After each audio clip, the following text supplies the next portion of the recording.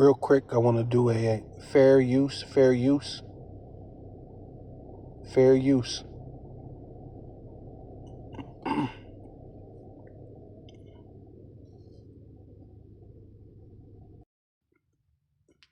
Yeah, Barakatah Yahweh, Barakatah Yahweh Shai.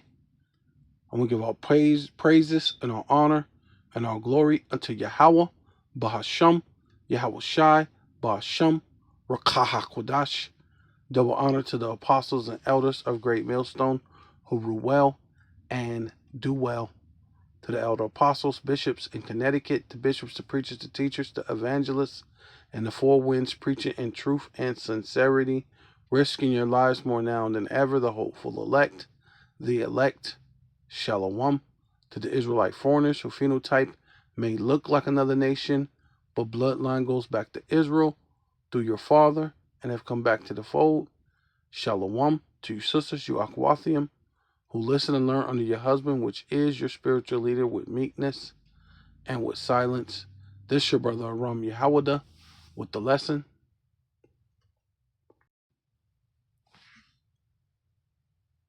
Yeah, so this is Operation Northwood. This is based on the Forgotten History channel. Fair use.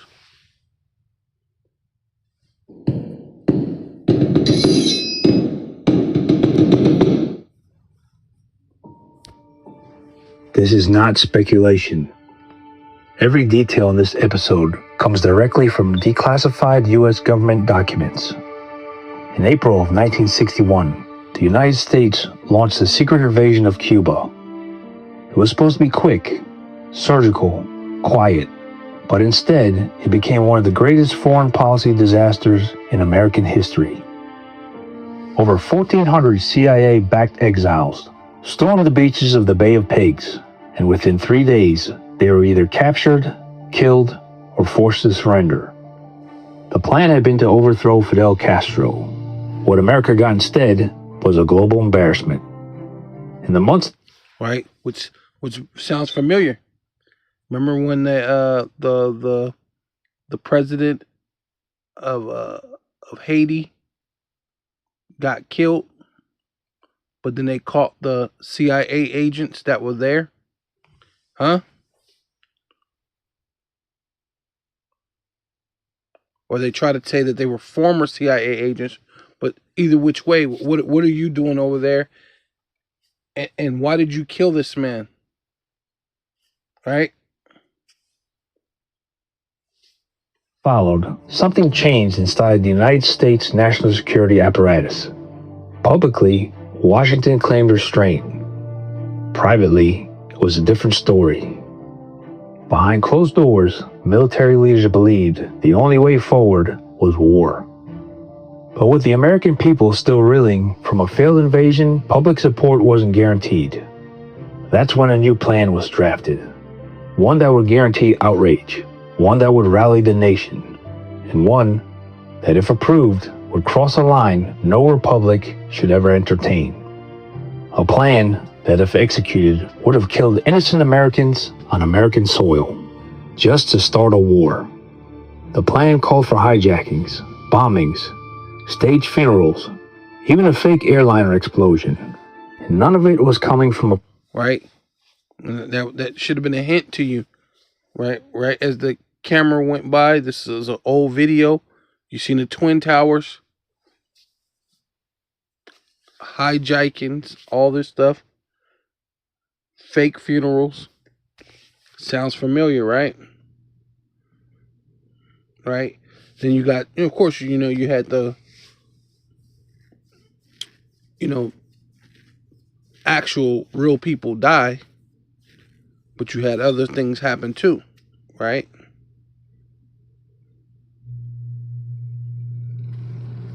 An enemy. It came from the Pentagon. This wasn't a rogue idea scribbled on a napkin. This was signed off by the Joint Chiefs of Staff. They called it Operation Northwoods. So why would a U.S. military plan a false flag terror attack on its own people? And what does it say about the lines our leaders are willing to cross when they think no one's watching? Let's try and find out. Hello, I'm Mike Droberg, Marine Corps veteran and filmmaker, and we will try to answer these questions on today's episode of Forgotten History. The Bay of Pigs wasn't just a military disaster, it was a psychological one. For the CIA, it was a gut punch. For the Pentagon, a humiliation. And for the Kennedy administration, a PR nightmare. What most Americans didn't realize was that President John F. Kennedy had only been in office for 3 months when the invasion began. He hadn't created the plan, he had inherited it. A cockamamie CIA scheme hatched under the Eisenhower administration that was already in motion by the time he took the oath of office. The invasion had been sold as airtight, but in reality, it was underfunded, poorly coordinated, and based on a wildly optimistic assumptions about the Cuban people rising up against Castro. They didn't. The world watched as America's covert operation fell apart in real time. Castro paraded prisoners in front of cameras. Khrushchev mocked U.S. weakness. And inside Washington, patience wore thin. And once given the green light, the failure landed squarely on Kennedy's shoulders. The Joint Chiefs of Staff, America's top military leaders, began pushing for something far more aggressive. They didn't want another half-baked mission. They wanted a full-scale invasion of Cuba. But there was a problem. The American people weren't interested in another war. Not after Korea, not after the Bay of Pigs. And without public outrage, there could be no political mandate for military action. That's when a new idea emerged. Not one based on intelligence or diplomacy, but on manipulation. If they couldn't win the hearts and minds honestly, they'd manufacture the crisis themselves. And in March of 1962, the U.S. Department of Defense submitted a proposal that would send shockwaves through history, though the public wouldn't learn about it for another 35 years. The proposal was called Operation Northwoods.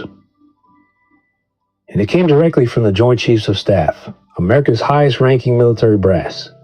And it wasn't just one bad idea, it was a checklist of chaos.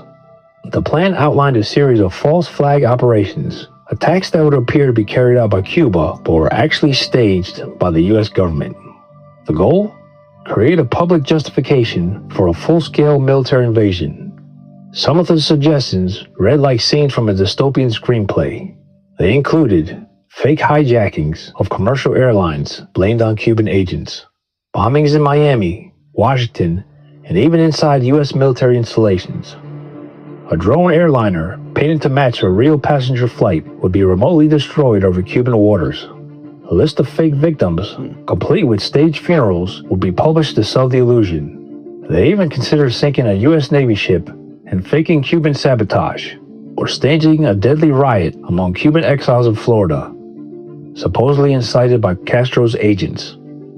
The memo even referenced history itself, suggesting a new Remember the Maine incident, a nod to 1898 when the mysterious explosion of a U.S. warship triggered war with Spain.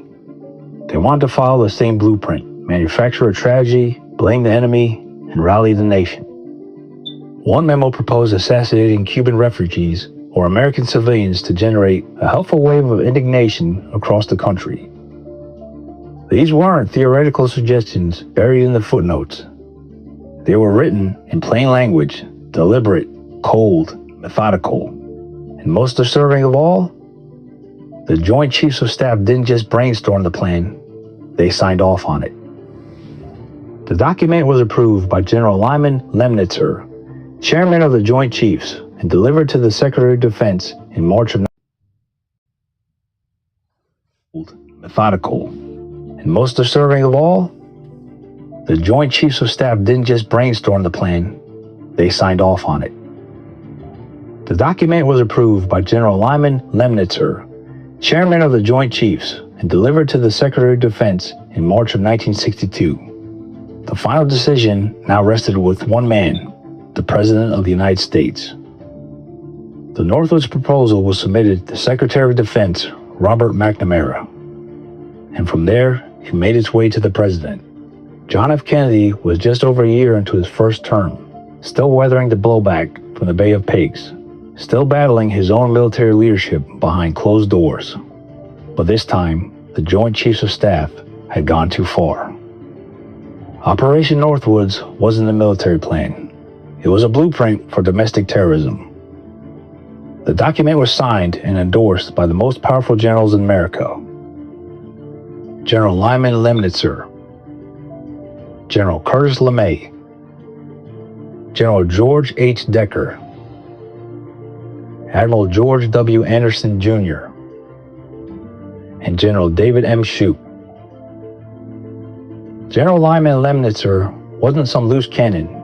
He was a decorated World War II veteran, a key architect of Cold War defense strategy, and the most powerful military officer in the United States, which made his approval of Northwoods all the more chilling. These weren't fringe actors. These were the Pentagon's top brass. And President Kennedy, he rejected it. No edits, no debate, no discussion. He shut the whole thing down. Lemnitzer was quietly pushed out months later, reassigned to a NATO command. And Northwoods was buried, locked away in the classified vaults of the Pentagon, where it remained hidden for over 35 years. Beating the S&P on autopilot, you're going to want to check this out. For over 35 years. Operation Northwoods was never carried out, but its existence tells us something critical, not just about the Cold War, but about power. In 1962, the top military minds of America proposed terror attacks on its own people. And they did it so confidently because they believed the ends justified the means. That alone should have sparked a national scandal, but it didn't. Northwoods remained buried until 1997, when it was uncovered through a sweep of documents released by the JFK Assassination Records Review Board. The plan sat untouched in the Pentagon archives for decades, until a handful of researchers started asking the right questions. And by then, all of the architects were gone. And the Cold War they hoped to escalate was long over. For historians, it became a case study in how far democracy can drift behind closed doors. For others, it raised darker questions. Why would a government even consider something like this? What else might have been proposed and buried? Operation Northwoods wasn't some isolated idea. Elements inside the U.S. government had long considered psychological warfare and staged provocations. From World War II deception operations to Cold War contingency planning, the logic was always the same. If public opinion won't go where you want it, give it a push. But most of all, what would have happened if Kennedy had said yes? In the months after he rejected Northwoods, his relationship with the Joint Chiefs deteriorated. He grew increasingly skeptical of the CIA, the Pentagon, and even his own advisors. He publicly stated he wanted to splinter the CIA into 1,000 pieces and scatter it into the winds. And then, on November 22, 1963, John F. Kennedy was assassinated in Dallas. Officially, there's no connection. But unofficially, Operation Northwoods remains one of the most compelling exhibits in the long, dark shadow of the JFK conspiracy theories. Because once you learn that America's own generals drafted a plan to kill Americans for political gain, suddenly the unthinkable doesn't seem so far-fetched. Let us know your thoughts. Yeah, so this is Revelation chapter 20, verse 1. And I saw an angel come down from heaven, having the key of the bottomless pit. The bottomless pit is Europe, right? And a great chain in his hand, right? And that's to put a restriction, right, on Esau, right? And it says, and he laid hold on the dragon, which is Esau, Edom, self-proclaimed so-called white man, right? that old serpent, going back into that being the same spirit that was in the garden, right? Because it wasn't a actual snake. It was a man. It was just speaking of its attributes. You know, a snake is considered cunning or wise, but also it's dangerous, poisonous, right? And so that's basically what it was referring to. And that's why I'm saying that old serpent, going back into that same spirit, right? Because there's a such thing as called reincarnation or regeneration in the Bible, right? Whether you accept it or believe it or not, even the Lord spoke of it. Those who followed me in the regeneration, right? Which same thing as saying reincarnation, regeneration, right? Re mean to do again. Generation goes into gene, right? Which is saying that they're the same people. They're the same nationality, right?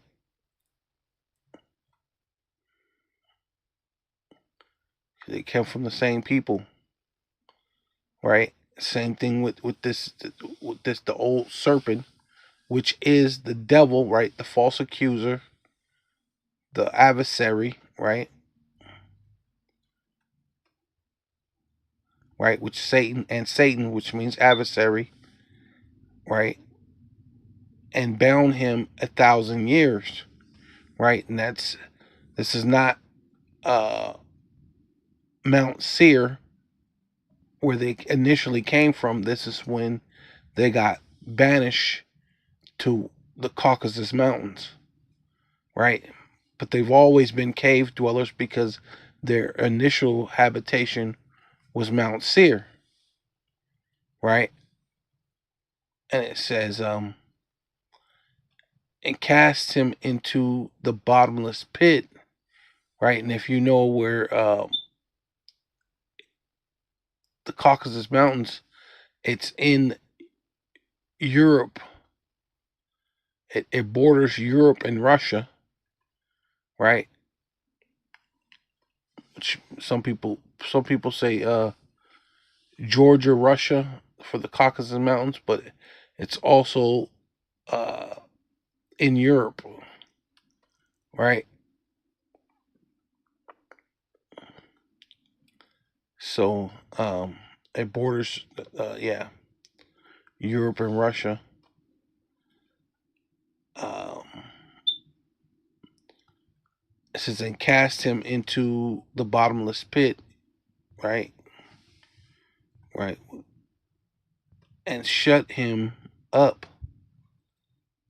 right? Which basically bound him up with the chains, putting spiritual bounds, putting limits upon him, right?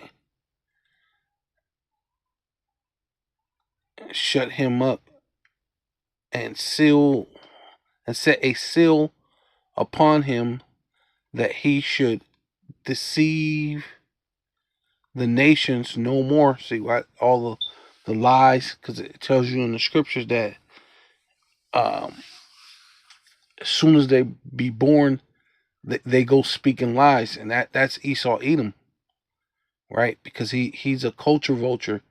He conquers people, take over their culture, and then he spin a bunch of a web of lies, man.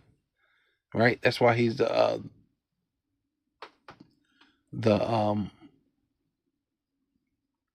what's it called?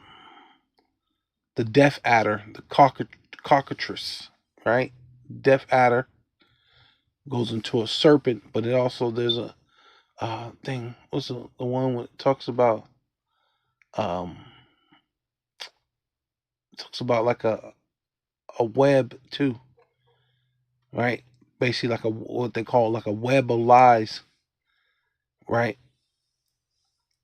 And it's see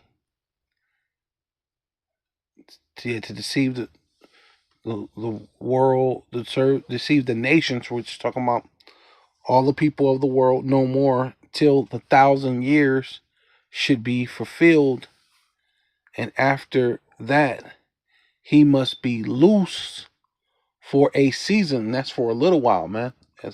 So when he comes out, he's only going to rule, but a short space, as the scriptures say, a little season. So yeah, so basically, the Lord is going to basically have the angel, put the dust of confusion upon them, right?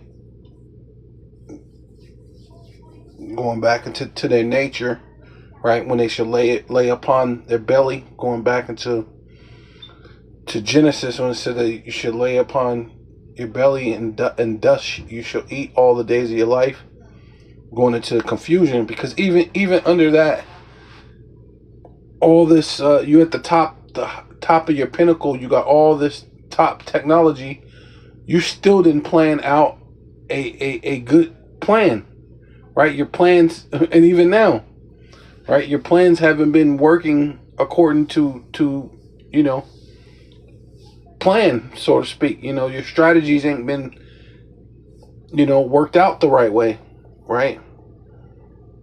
So it says which dust goes into confusion, right?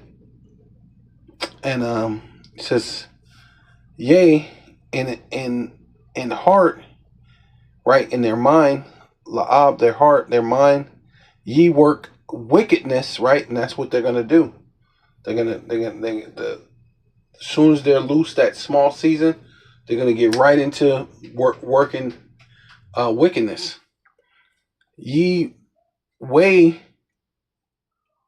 violence in your hands in the earth, right? And they're gonna basically, the earth is given into the hands of the wicked.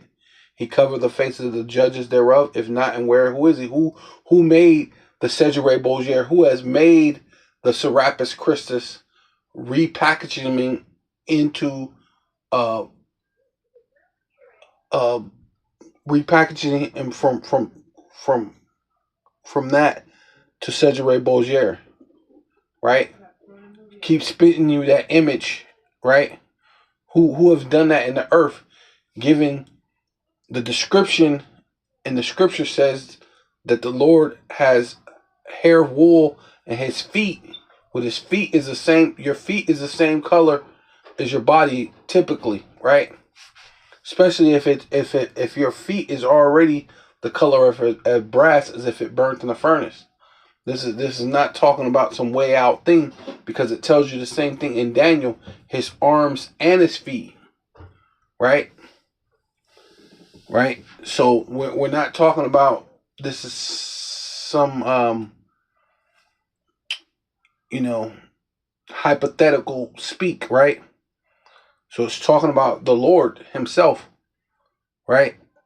And it says the wicked are estranged from the womb. They go astray, right? They go away from righteousness, right? Right? The Lord made them crooked. Who can make them straight? Who the Most High made crooked? They're gonna go astray from the righteous path 100% of the time. As soon as they be born speaking lies, as soon as they come from that being loose, from as soon as they become loose from that 1,000 years of dust, confusion, as soon as as soon as what they call the birth of a nation, it's called the Renaissance, right? Rebirth.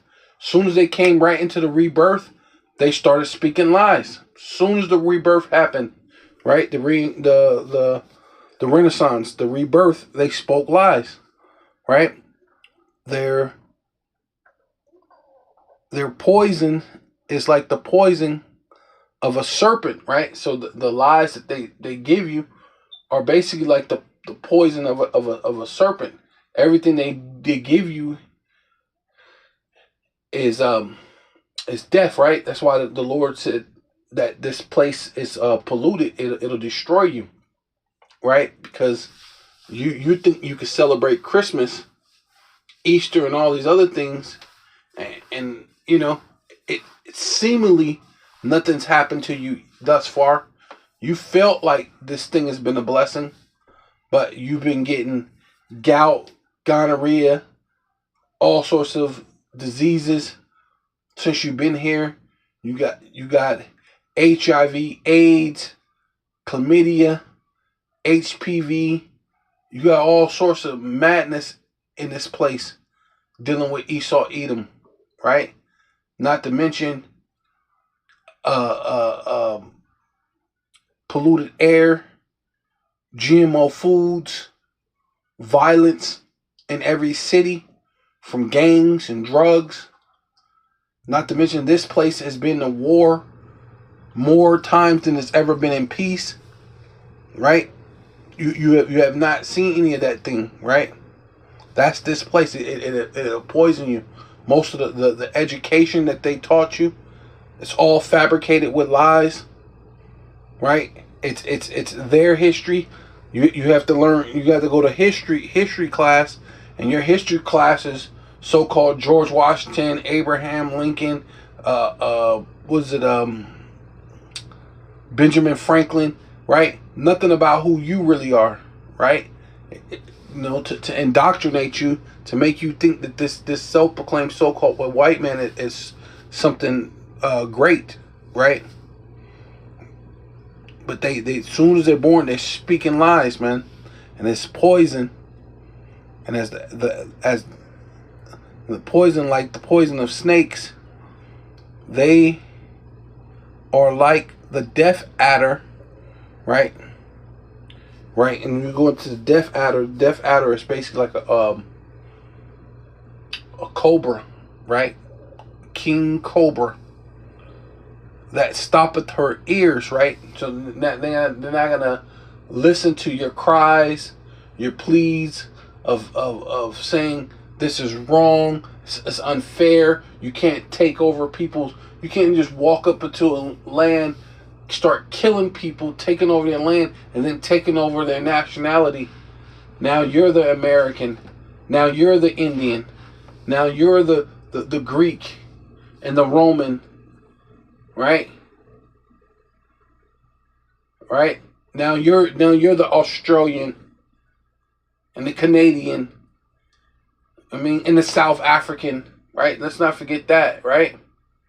As you conquer and it fill the world with your lies, right? So it says, yeah.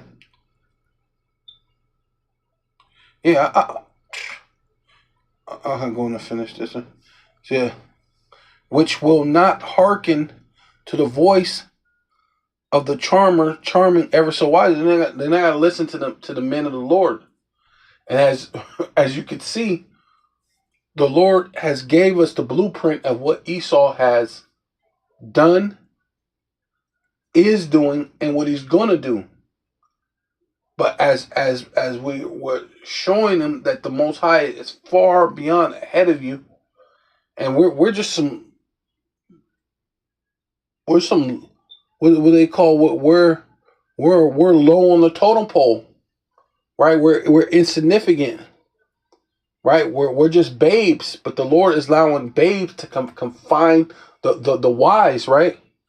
Right?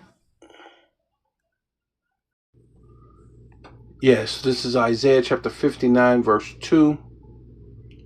Right? It says, but your iniquities have separated between you and your power, the Most High Yahweh, right? Bashem Yahweh Shai, Bashem Rakakadash, right? Which that's talking about Israel, right? But we could use that for Esau too, because at one point in time, when he was Cain,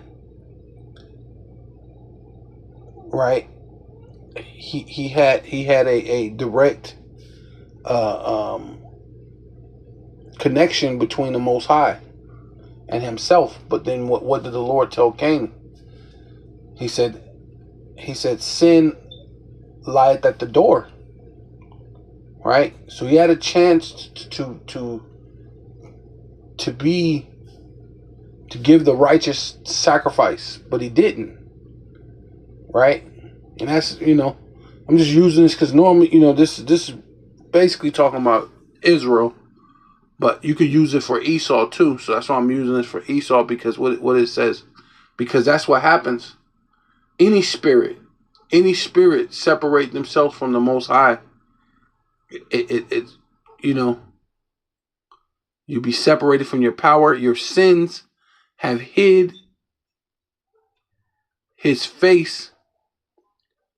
Your power and your sins have hid his face from you. See, and because you sin, now the Lord can't be, around. He can't be your power, so to speak.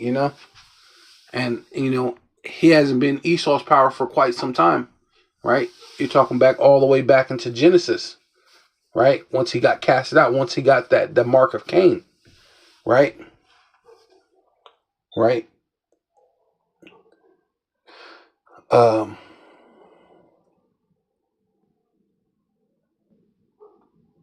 Yeah. Once he got the mark of Cain, he was separated from the Most High. Since then, it says, but your sinful acts have alienated you from your power. Your sins have caused him to reject you and not listen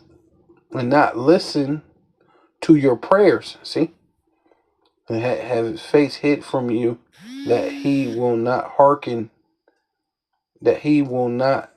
Yeah, that his face from you, that he will not hear. Right, which is talking about your prayers.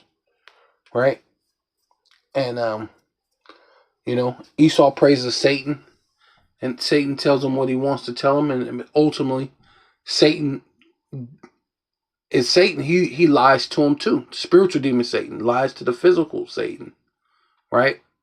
That's why things ain't going the way that he thought it was supposed to go about. It says, for your hands are defiled with blood, right? And that's Esau, man. All he does is kill. And Jake, you followed the ways of these heathen and did the same, right? And your fingers with iniquity, your lips have spoke lies, and that's why I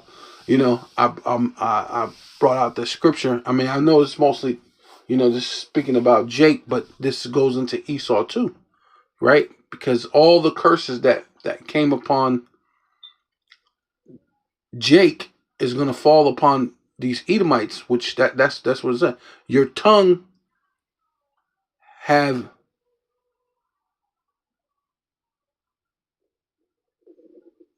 had muttered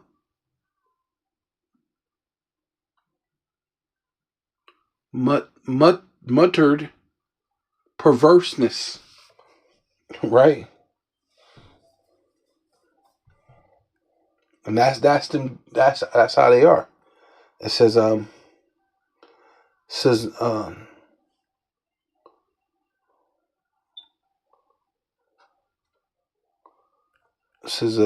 says none calleth for justice, nor any pleadeth for truth, right? And that's Esau, right? He definitely does that. He don't plead for truth, right?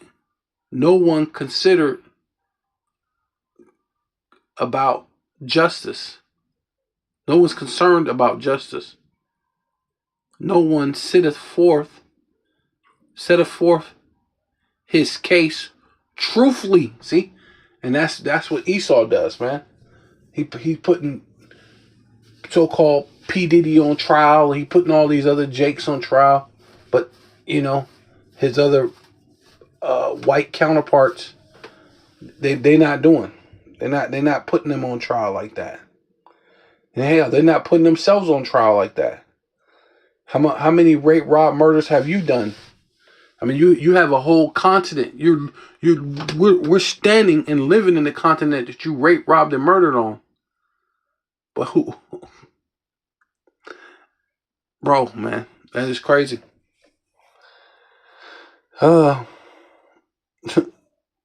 It's crazy.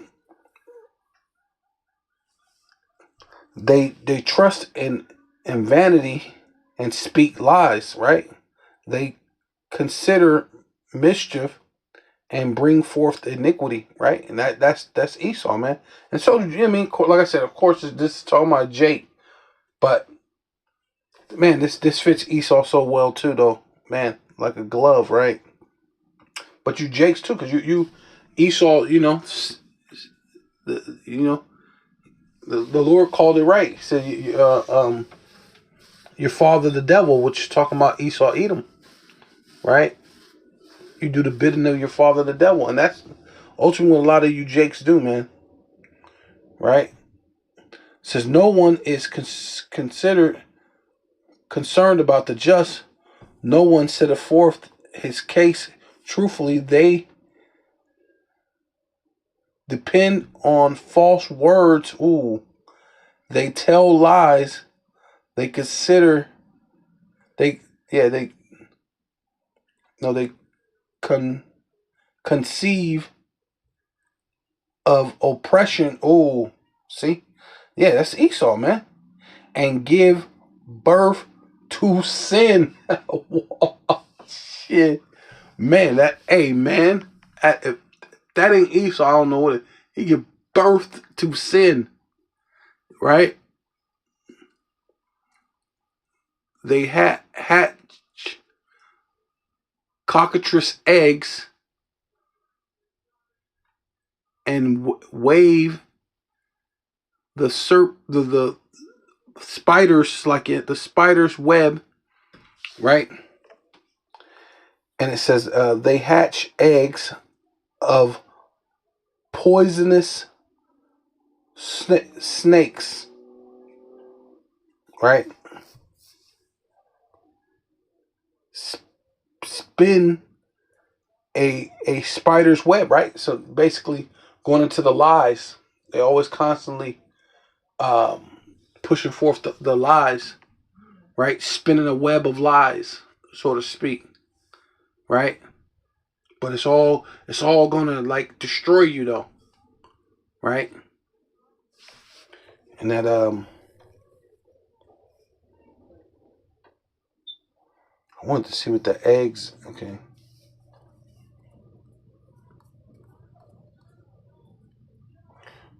Always want to look up what the eggs is. This one just says eggs.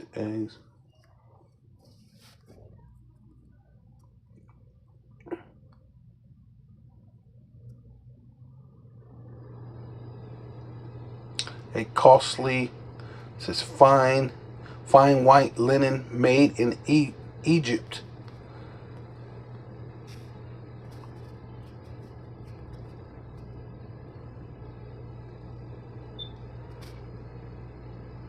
Strong's H 948. Boots, right?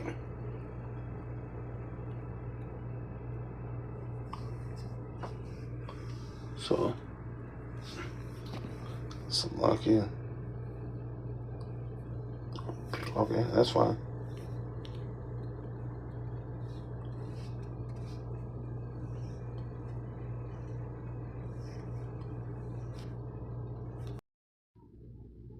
Yeah, so it said boots, but it goes into like a fine, a costly garment. So like costly, it's like lies. It's poison, expensive poison. Hey, well they just came out and told everybody that those goddamn Coach purses and those Pradas, those Birkin bags and whatever other madness that you buy, and those purses that these $1,000, $100,000 purses, are just made in China like everything else. Like you can get that same thing you're getting at Walmart or whatever. That's the exact same bag that they say you're getting it from France. Now maybe what they do is they ship it over to France, and then France weaves some more different yarn or thing through it, and sew a little bit more to it, and then sell it to you for thousands of dollars, which that means they didn't spend that much. They spent like $11 on it, and then sell it to you for $100,000 just so you could say you got this expensive thing, so you could say you're better than other people, right? Right. But yeah, that's part of expensive linen, right? That's what it said for the egg expensive linen, right? Made in Egypt of poisonous, right? But it's a poisonous linen. It's not good, of a serpent, right? It says he that eateth their eggs dieth, right? Which that what else? And that which is crushed breaketh out into viper, right? Well, yeah. So whosoever eats their eggs will die a poisonous snake is hatched, right? Because it was that one scripture. Yeah, it's right here. I mean, it's talking about Jake, but I mean this goes with Esau, because it says woe unto you, which means judgment, destruction, weeping, and gnashing of teeth. You scribes and Pharisees, which is talking about Jake, which is talking about Israelites, right? But these people, hey, we got the Jewish, the small hatters, big nose. They act like they're supposed to be part of, the covenant, right? So, but there's a judgment. Ultimately, even these Christians, your so-called Christian, well, there's a judgment that comes with this with the scriptures, man. Right? You can't grab a hold of this book and then the curses don't fall upon you, right? You want the blessings. You're looking to get the blessings, but guess what? The Lord say, "I set before you blessings and curses, life and death." Right? Good and evil.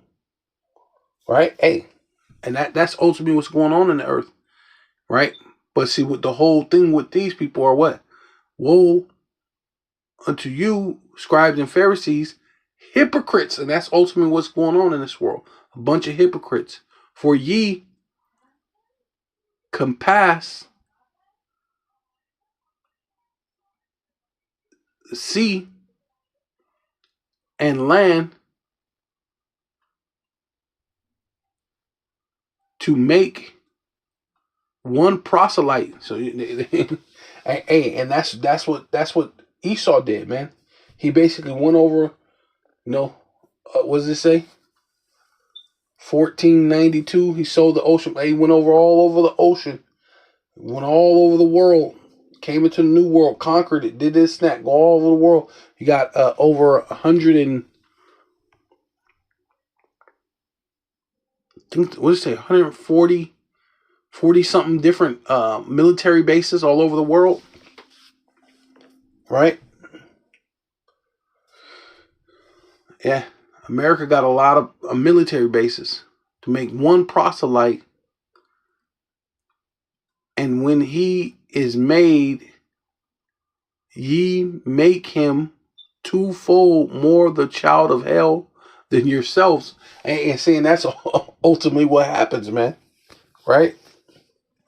Now, like I said, I know this is talking about Jake, but hey, that's what ends up happening to you, to people just in general, man. We see even Ishmael. Ishmael come on over here and live here. You should see these Ishmaelite women, man. They're all bold and proud. They'll wear a head cover, but then they got on jeans, got they Fendi and they Prada purse. They walk around talking like an American woman. Hey man, this place will pollute you. It is poisonous. Matter of fact, let's get that real quick. Yeah, so this is dedicated to the elect ultimately. It says Micah chapter 2, verse 10, arise ye and depart, for this is not your rest, right? And ultimately, first and foremost, you have to be an Israelite by blood, and then you have to be an Israelite through the Spirit, right? Right? The one that was predestined, right? Through the Spirit. So that's why I said, arise ye and depart, for this is not your rest, because it is polluted. This place, America, Babylon the Great, hey, this is polluted, bro. It's absolutely polluted. It shall destroy you, even with a sore destruction. Right? This place will destroy you, man. This ain't no place for us, man. If a man walk in the spirit, if a man walking in the spirit and falsehood, ooh, and that's this place, man. It'll have you. If a man walking in the spirit and falsehood do lie. Oh wow, see, right? This place will have you walking in the spirit of falsehood. Nothing but lies. Everything you know, your miseducation, your educational system is a lie, right?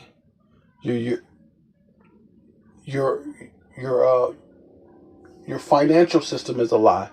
They adjust the stock market to how they want to make it. They'll make more money when they need to, and see now they need to bring in the charagma. So now they're pushing forth the tariffs. Now they're gonna push forth I believe they were saying that so-called Walmart's gonna take they're gonna hike up the price, and this is all to put pressure on the citizens, right? But as they well could see, their plans haven't went to plan, right? When they pushed the CV-19, that didn't go as planned. I mean, yeah, it was a test run, but I'm pretty sure they wanted to go a lot better than what it did, right? And everything you've been doing, you've been failing. You went to the Vietnam War, you went to this war, the Korean War, you went to every war, even that you're failing. But hey, why not? I guess you're gonna just keep trying and you keep failing. But this place I have you. See, if a man walk in the spirit and falsehood do lie, saying, I will prophesy unto thee of wine and of strong drink. Yeah, and that's what this place does.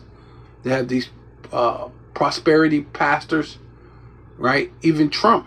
Oh, the tariffs, it's going to make you more money. But then, yet, here it is. He said it wasn't going to, he turned around and said that it's not going to affect the stores, but it's about to affect the stores because Walmart just said they're going to hike their prices. They're going to raise up their prices after he just said the tariffs is going to make us more money. It's going to make you more money than you can ever spend. All right. Well, we're gonna see. We're gonna see that that's not the case. We already know that. That's just stupid. That's foolish, right? But they'll teach you or prophesy, because that's basically like a person who's teaching you or foretelling you something, your future, right? And then also a prophet goes into a teacher, evangelist, right? Yeah. Unto you wine and strong drink, he shall even be the prophet of this people, right? Of these foolish people walking in darkness, right? Full of lies, full of Esau lies, believing. Yeah, so yeah, This is Isaiah chapter 60, verse 2. Behold, which means feast your eyes, look, pay attention. The darkness shall cover the earth and see. And that's ultimately when Esau come out of the caves. He's going to basically spread his lies. And his darkness was going to cover the entire earth, which means the four corners of the earth, proving that Esau is the end of the world and Jacob is the beginning of it that followeth. Why? Because Esau would have to be in the fourth part of the earth, right? Because you had the three parts of the earth where mankind had already dwelt. But this fourth part, the fourth part that's about to get pelted with 200 million missiles, right? That's prophesied in scriptures for that to happen. So in order to have the entire world, literally the entire world, because we are in America, right? Now we're talking about the entire world, right? It has to be under this darkness, right? Which it even said that in there, the scripture that he would do the whole earth, the whole world, right? Right? It says and gross, right, which means large, gross.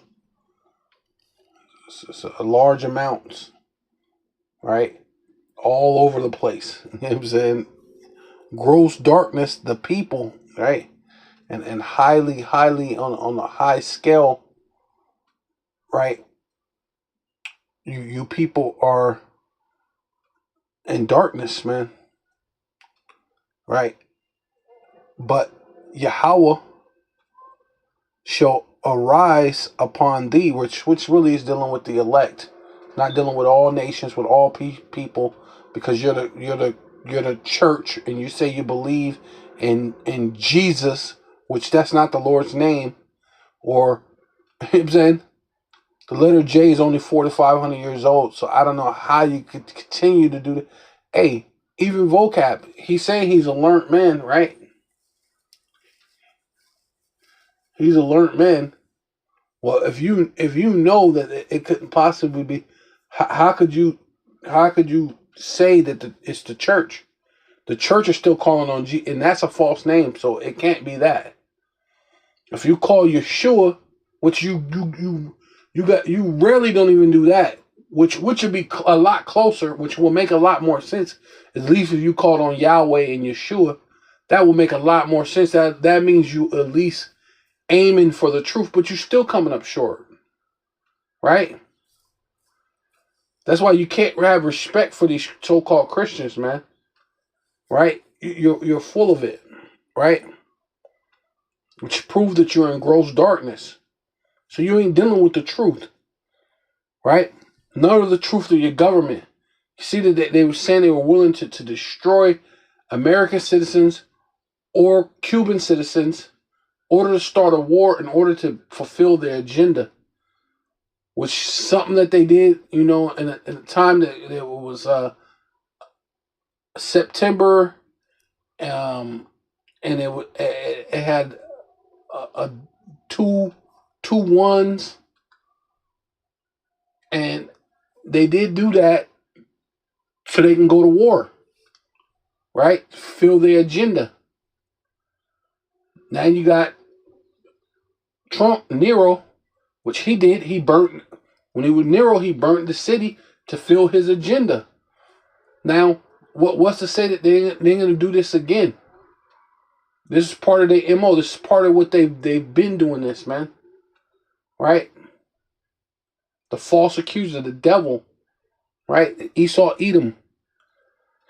So your government's been doing this type of thing. Right?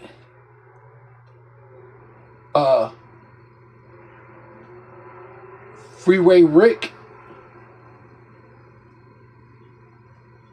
He's supposed to have got busted with all these different drugs and all this other stuff. And we found out it was your government that been pumping the drugs and the things in the so-called Black, Hispanic, and Native and Indian community, right?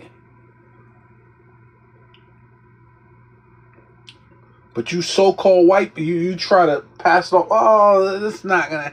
It's not that. You guys, you're just exaggerating. You're just saying that, and you're just these nobody. But you're finding that as so-called as white as you are, your government is against you too, right? That is definitely gross darkness right there, right? You are stupid, right? But Yahweh shall rise upon the elect, really, upon thee, and his glory shall be seen upon thee, right? And you're going to know that we're the children of Yahweh, Ba'ashem Yahweh Shai, Ba'ashem Rakakadash. So with all that, I want to give all praises and all honor and all glory unto Yahweh, Ba'ashem Yahweh Shai, Ba'ashem Rakakadash. Double honor to the apostles and elders of Great Millstone who rule well and do well.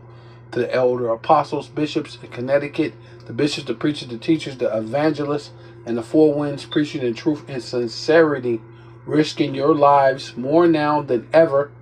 The hopeful elect, Shalom, to the Israelite foreigners, who phenotype may look like another nation, but bloodline goes back to Israel through your father and has come back to the fold.